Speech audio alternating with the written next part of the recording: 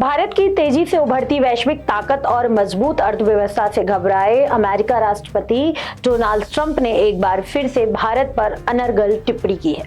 पहले 100% टैरिफ लगाने की धमकी दी, फिर अगले ही दिन यू टर्न लेते हुए कहा कि भारत ने टैरिफ में कटौती करने पर सहमति जता दी। सवाल यह उठता है कि क्या ये ट्रंप की हताशा है? मोदी सरकार की कूटनीति ने बार बार साबित किया है कि भारत अब दुनिया की एक बड़ी ताकत बन चुका है, चाहे G20 शिखर सम्मेलन हो या फिर वैश्विक रक्षा साझेदारी। भारत हर मोर्चे पर मजबूती से खड़ा है। ट्रंप का बयान उनकी राजनीति का हिस्सा हो सकता है, लेकिन हकीकत यह है कि भारत अब अपनी शर्तों पर वैश्विक व्यापार और कूटनीति तय कर रहा है। ट्रंप को यह बात क्यों खल रही है कि भारत अपने हितों के साथ समझौता नहीं करता? क्या अमेरिका को यह स्वीकार ही नहीं है कि भारत अब आत्मनिर्भर बन रहा है?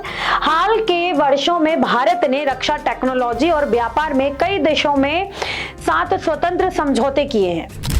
इससे अमेरिका जैसे देशों का भारत पर दबाव बनाने का पुराना तरीका अब काम नहीं कर रहा।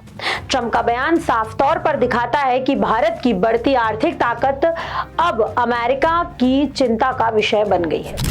बीते वर्षों में मेक इन इंडिया, आत्मनिर्भर भारत और अंतर्राष्ट्रीय व्यापारिक समझौतों के जरिए भारत ने खुद को एक मजबूत आर्थिक शक्ति के रूप में स्थापित किया है।